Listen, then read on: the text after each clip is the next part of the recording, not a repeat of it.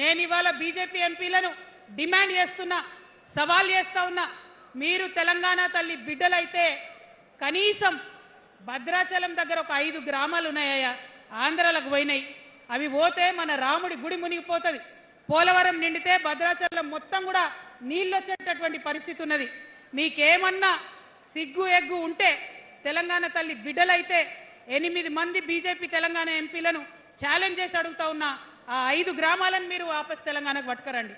మేం మాట్లాడినాం, జాగృతి నుండి మాట్లాడినాం, ఆంధ్ర వారికి లేఖ రాసినాం, కేంద్రానికి లేఖ రాసినాం.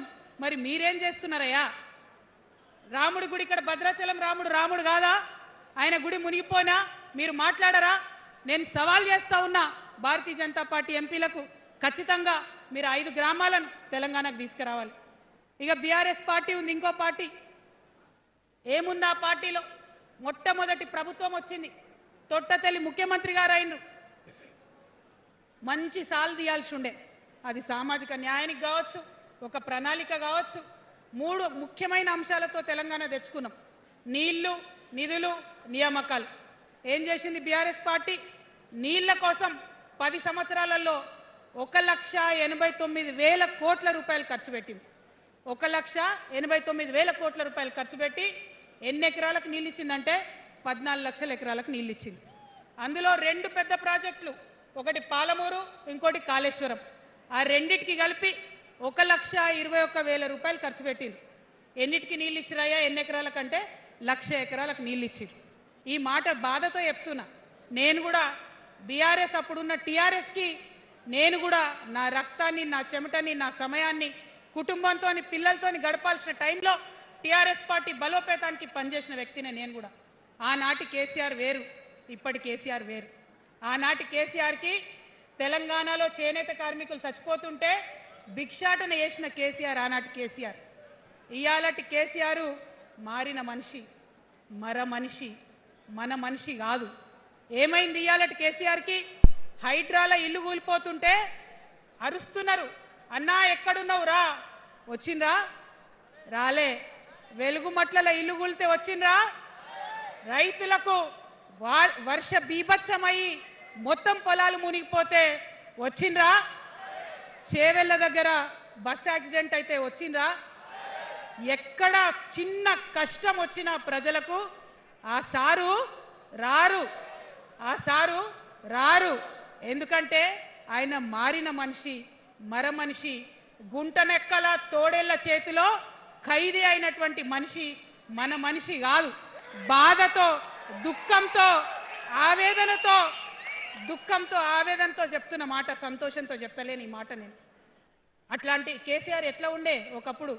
అదే ఆర్డీఎస్ అంతా పాదయాత్ర చేసి నా తెలంగాణకు నీళ్లు కావాలని అడిగినరు. ఇవాళ మరి 10 ఏళ్ళ అధికారం ఉంటే పాలమూరు రంగారెడ్డి ప్రాజెక్టు కోసం 10 ఏళ్లలో ముందుకు పోతలేదంటే, ఎవరన్నా తెలంగాణ పట్ల ప్రేమ ఉంటే, పాలమూరు పట్ల ప్రేమ ఉంటే, కృష్ణా నీళ్లు వాడుకోవాలంటే మన కేసీఆర్ అయ్యుంటే ఆ పాలమూరు రంగారెడ్డి ప్రాజెక్ట్ కాడ కుర్చేసుకొని అది కట్టిస్తుండే. ఏం చేసినారు మారిన కేసీఆర్ గారు?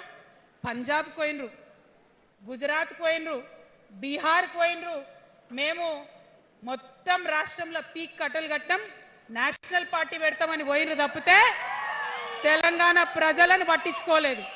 పట్టించుకుని ఉంటే, కేంద్రంతో గొడవ పెట్టుకోకుండా ఉంటే ఇవాళ పాలమూరు రంగారెడ్డి పారకపోతుండేనా? నేను అడుగుతా ఉన్నా స్ట్రేట్గా. ఇన్ని రోజులు నేను ఎన్ని మాటలు మాట్లాడినా బీఆర్ఎస్ పార్టీ నాయకులు ఒక్కరు కూడా బయటకు వస్తలేరు, సమాధానం చెప్తలేరు. దీనికి మీరు సమాధానం చెప్పకపోతే ప్రజలే మిమ్మల్ని బయటకు లాగి సమాధానం చెప్పేటట్టు చేస్తారని కూడా ఈ సందర్భంగా నేను తెలియజేస్తా ఉన్నా. ఒకటే మాట అడుగుతున్నా, మన కేసీఆర్ అయి ఉంటే ఆనాడు తెలంగాణ బిడ్డలు కష్టపడితే బయటకు వచ్చి నా బిడ్డలకు ఇబ్బంది అవుతుందని కొట్లాడిన వ్యక్తి, సింగరేణి గనిలో ఒక కార్మికుడు చనిపోతే అక్కడి దాకా పోయి చూసి వచ్చినటువంటి వ్యక్తి. మరి తెలంగాణ వచ్చినాక ఏమైందా ప్రేమ? అధికారం ముందు మమకారం తగ్గిపోయిందా? ఏం జరిగిందని నేను అడుగుతా ఉన్నా. ఎందుకు ఈ మాట చెప్తా ఉన్నా అంటే, ప్రేమ నాకు కూడా ఉంది. నాకు తండ్రి కావచ్చు, అది వేరే విషయం.